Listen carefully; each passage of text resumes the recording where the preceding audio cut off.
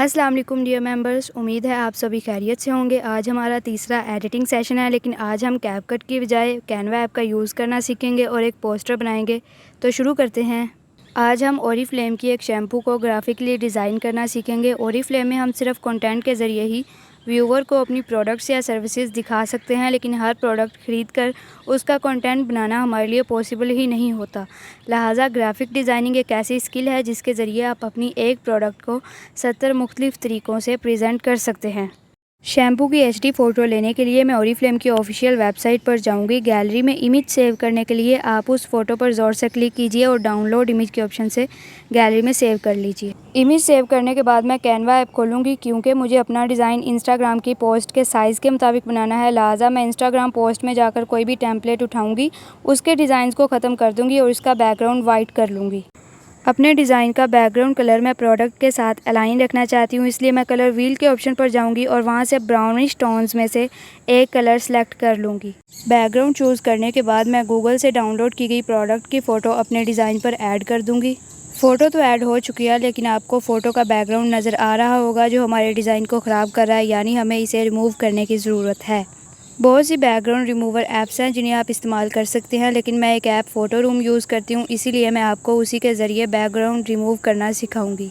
Background remove करने के बाद मैं इसे ट्रांसपेरेंट कर दूंगी और प्रोडक्ट के साइज़ को एडजस्ट कर लूँगी।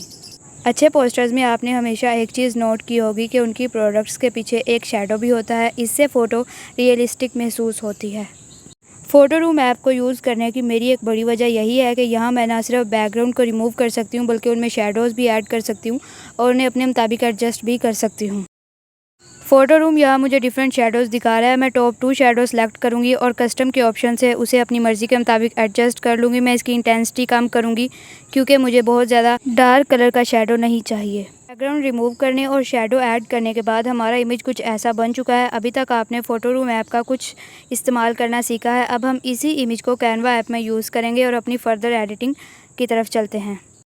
प्रीवियस फ़ोटो रिमूव करने के बाद मैं न्यू फ़ोटो ऐड कर लूँगी। फ़ोटो रूम ऐप में बैकग्राउंड रिमूव करते वक्त आपने अपनी प्रोडक्ट का साइज़ इस तरह एडजस्ट करना है कि वो छोटा हो, ताकि हम क्रॉप करके फ़ोटो रूम का लोगो रिमूव कर सकें। उम्मीद है यहाँ तक आपको चीज़ें समझ आ चुकी होंगी। फ़ोटो रूम का लोगो प्रोडक्ट से कैसे रिमूव करना है ये भी आप समझ चुके होंगे। अब हम सेकंड पार्ट की तरफ चलते हैं। हम डिज़ाइन में मेन प्रोडक्ट तो ऐड कर चुके हैं, लेकिन इसी डिज़ाइन को मज़ीद खूबसूरत बनाने के लिए हमें वीट और कोको के इमेजेस भी ऐड करने की ज़रूरत है। आइए वो इमेजेस ऐड करते हैं। कैनवा में एक कमी ये है कि या तो वहाँ अच्छे इमेजेस मौजूद नहीं हैं, और अगर हैं तो वो प्रो हैं। लिहाजा मैं यहाँ स्मार्टली काम करूँगी और कैनवा को हसरत से देखने की बजाय पिंटरेस्ट ऐप से अपने इमेजेस डाउनलोड करूँगी। इमेज का नाम लिखकर मैं उसे डाउनलोड कर लूँगी, लेकिन अच्छा और डिज़ाइन के मुताबिक इमेज ढूंढने के लिए थोड़ा सब्र और टाइम चाहिए होता है। तकरीबन 15 मिनट की स्क्रॉलिंग के बाद भी मुझे कोई अच्छा कोको इमेज नज़र नहीं आ रहा था, लेकिन मैंने सोच लिया था कि मुझे अगर अपना टाइम बचाना है तो मुझे किसी भी कोको इमेज को उठाकर खुद से एडिट करके यूटिलाइज़ करना पड़ेगा, वरना मैं यूं ही स्क्रॉल करती रहूँगी। फाइनली मैंने कोको का एक इमेज उठाकर अपनी गैलरी में सेव कर ही लिया। फ़ोटो रूम ऐप में बैकग्राउंड रिमूव करने के बाद मैं कोको इमेज को दोनों अंगूठों से एडजस्ट करूंगी और इसका साइज़ छोटा कर लूँगी, और अब यहाँ दिमाग का इस्तेमाल भी करूँगी। अपने डिज़ाइन की खूबसूरती के लिए मुझे एक टेढ़ा कोको चाहिए था, लेकिन इसी सीधे कोको को मैं फ़ोटो रूम ऐप में रोटेट करूँगी ताकि ये एक टेढ़ा कोको बन जाए और परफेक्ट लगे। मेन डिज़ाइन बनाते वक्त भी मैंने कोको को इसी तरह रोटेट करके ऐड किया था, लिहाजा सेकंड टाइम ट्यूटोरियल बनाते वक्त भी हमारा कोको मुकम्मल तौर पर और अच्छी तरह रोटेट हो चुका है।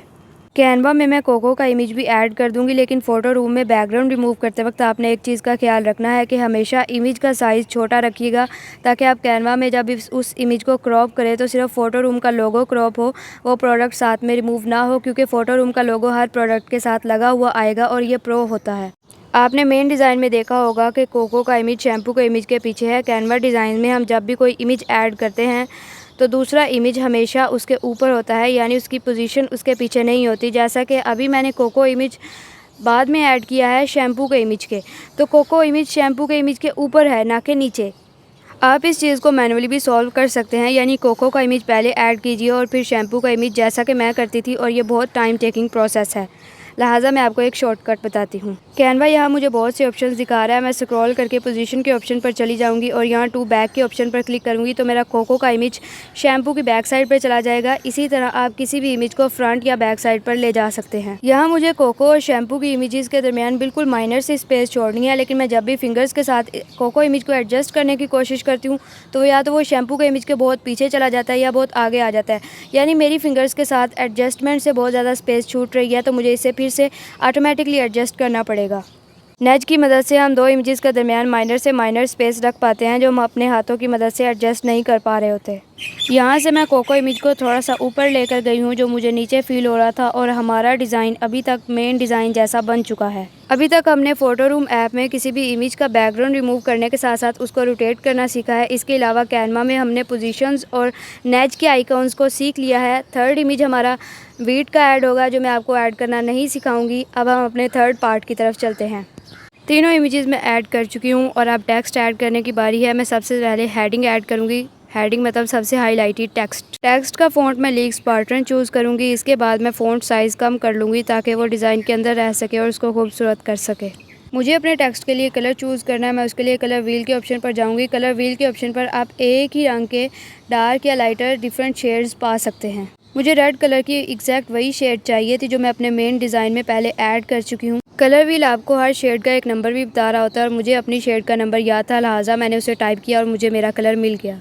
डिज़ाइन बनाते वक्त आपने स्पेसिंग का खास ख्याल रखना है। ज़रूरत से ज़्यादा टेक्स्ट और इमेजेस ऐड करने की ज़रूरत नहीं है क्योंकि इससे व्यूवर की दिलचस्पी आपके डिज़ाइन से उठ जाएगी और वो इसे स्किप कर देता है। टेक्स्ट का फ़ॉन्ट मैंने PT5 रखा है और इसका फ़ॉन्ट साइज़ 35 तक रखा है। इसके बाद मैंने टेक्स्ट की प्लेसेस को एडजस्ट कर लिया। यहाँ मैंने डिज़ाइन में टेक्स्ट और इमेजेस को जोड़ने के लिए कुछ लाइन्स का इस्तेमाल भी करना है, लिहाजा मैं लाइन सर्च कर लूँगी और एक स्ट्रेट लाइन चूज़ करूँगी।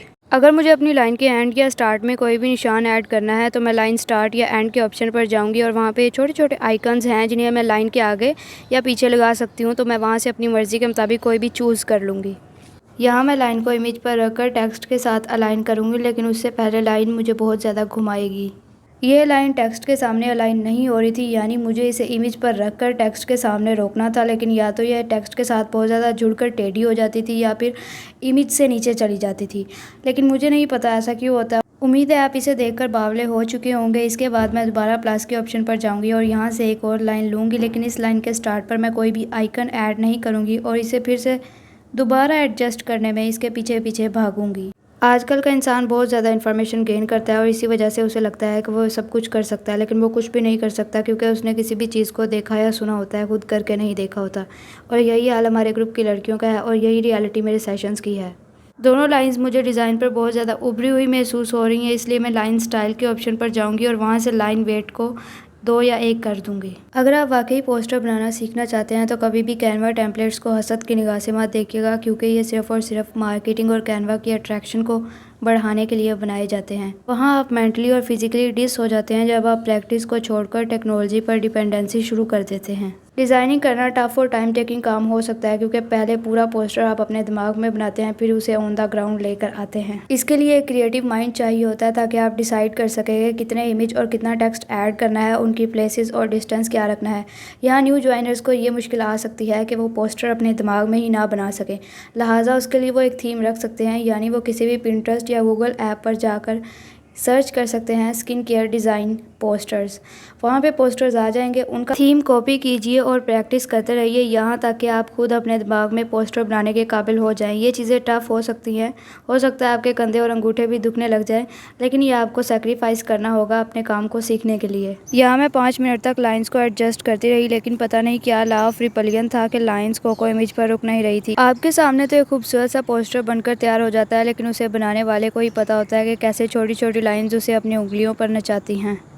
कुछ देर की मेहनत के बाद ये लाइन एडजस्ट हो गई और इसके बाद मैंने छोटी लाइन ऐड कर ली। नैच के ऑप्शन से आप दोनों लाइंस के सिरों को मुकम्मल तौर पर मिला सकते हैं।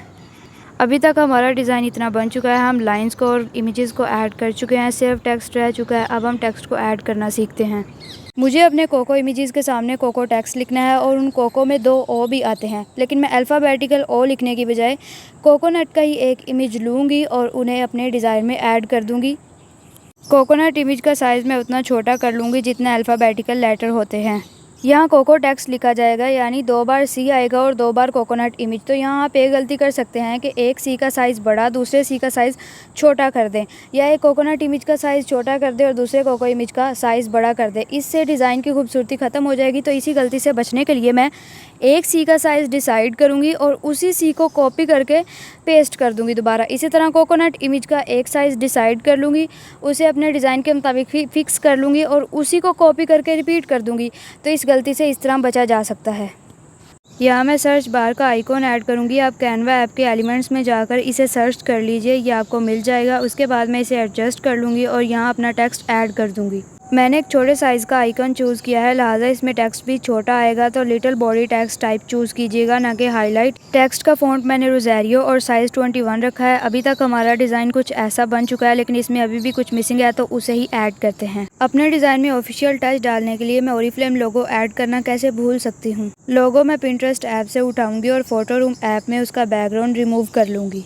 बैकग्राउंड रिमूव करने के साथ ही मैं ओरिफ्लेम के लोगो का साइज़ भी एडजस्ट कर लूँगी और उसे छोटा करूँगी। फ़ोटो रूम यहाँ मुझे डिफरेंट कलर्स भी दे रहा है, यानी मैं अपने टेक्स्ट का कलर ब्लैक से डिफरेंट भी कर सकती हूँ। कैनवा ऐप में मैं वापस आ जाऊँगी और यहाँ गैलरी से अपना लोगो उठा लूँगी। अपने इमेज को क्रॉप करूँगी ताकि फ़ोटो रूम का लोगो रिमूव हो सके और यहाँ मेरा इमेज डन है। हमारे पोस्टर का बेसिक डिज़ाइन बन चुका है। यहाँ तक मैं आपको कैनवा से लेकर फ़ोटो रूम ऐप तक के कुछ टूल्स भी सिखा चुकी हूँ। मुझे नहीं लगता कि मुझे आपको ये भी सिखाना चाहिए कि अब आप यहाँ टेक्स्ट कैसे ऐड करेंगे। टेक्स्ट का साइज़ ऐड करते वक्त छोटा रखिएगा ताकि वो डिज़ाइन के अंदर रह सके। दूसरी बात, ये सब कुछ आपके पास इंफॉर्मेशन के तौर पर कंज्यूम हो रहा है। इसमें महारत हासिल करने के लिए आपको प्रैक्टिस करना होगी। हमारा आज का सेशन वाइंड अप हुआ। अगर कुछ भी समझ नहीं आया तो खुद से समझने की कोशिश करें, मुझे इनबॉक्स करने की ज़रूरत नहीं है।